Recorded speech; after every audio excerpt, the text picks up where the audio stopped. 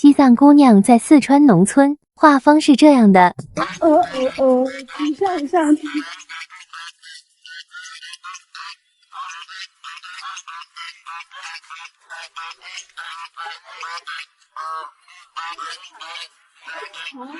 这样子的。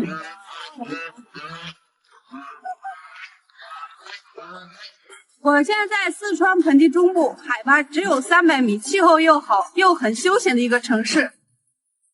我的家乡海拔4300米，从我家到四川有4000米的落差。来到这里呢，又有一个新的感受。那么各位朋友，去过我的家乡吗？大家看到没有？这里环境真的太好了，有蓝天，还有我们的雪山，还有森林，还有成群结队的牦牛。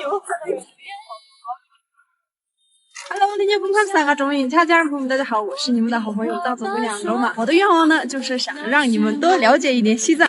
大家看我旁边的呢是保利雅图酒店，然后大家看到没有？那个是西藏林芝波密方向的，也是318从成都出发的那个方向。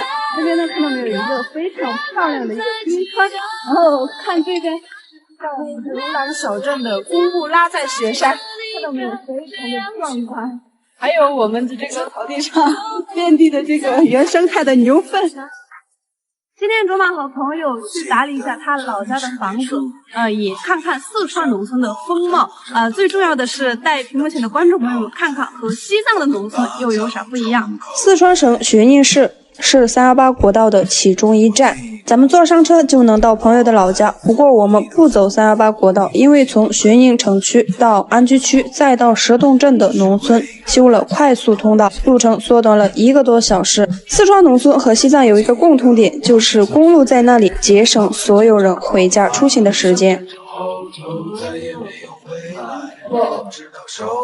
许久不见，农村对于咱们这个年纪来说既熟悉又陌生。从小在农村长大，外出求学然后工作，都渐渐在城里安了家，来村里的次数越来越少。回到出生的农村，看起来表面上没变，又好像变了些。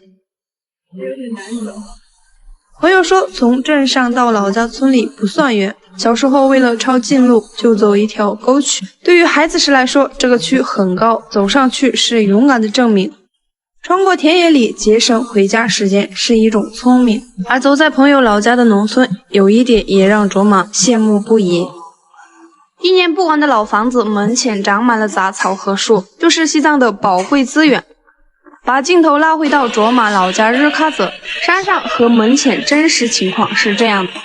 主要还是因为喜马拉雅山脉和各种山脉阻隔，海拔高、干燥、土质、山的地质等等因素，树成了最奢侈的愿望。菜的品种也不能像四川，除了川西高原外，大部分地方这样想怎么种就怎么种，那种为所欲为的感觉，卓玛是完全体会不到的。而那曲、阿里、拉萨大部分地方和日喀则的情况相同，那么西藏的树去哪里了呢？答案是日喀则、山南等边境县城以及整个林芝。这里是林芝市卢郎镇，海拔3200米左右，四周山脚下的农村就体验到了绿树成荫。要说林芝有多少树呢？整个西藏85%以上的森林树木都在公布。这里是西藏在全国唯一的森林城市，和四川、云南等地共同形成了3大林区之一，位列第2，仅次于东北林区。主要还是因为林芝海拔低，喜马拉雅山脉刚好在南迦暴风结束，有充足的印度洋暖湿气流，在得天独厚的条件下形成了一片片林海。正是因为海拔很低，每年游人络绎不绝，农村家家户户通公路，显示出繁华景象。其实现在西藏农村的基础条件好得不得了，不管是有车还是步行，都能到达每一位藏家儿女家做客。除开自然条件恶劣，人为创造的生活便利越来越明显。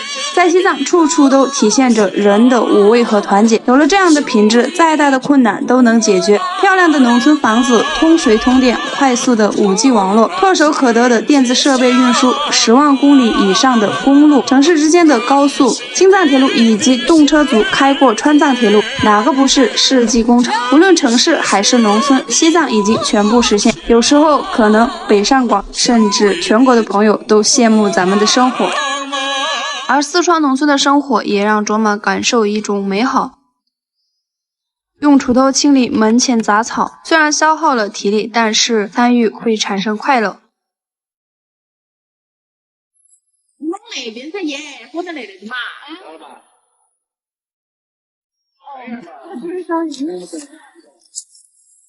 用火处理杂草，顺便来个烧烤，全程有人守护，安全第一。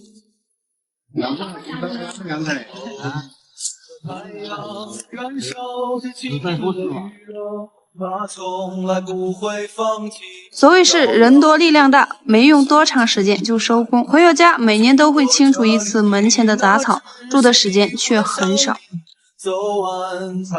然后就来搭个灶台，为烧烤做准备。翻过了青山，你说你看头顶斗笠的人们，海风拂过夜水那个真的也不怕。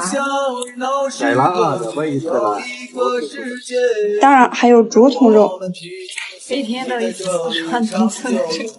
每年朋友们回老家都会做一道菜，这个散完之后直接放在那个火里面。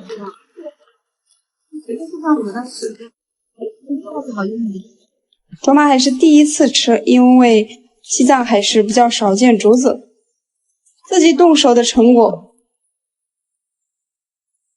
翻过了青山，你说你看头顶斗笠的人们。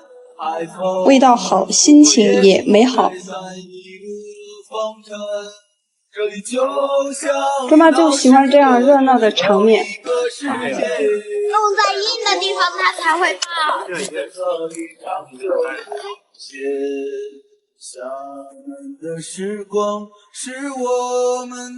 坐在院子里看着四川农村的风景，吃着好吃的东西，聊聊东南西北，各自分享一下开心的事和糗事。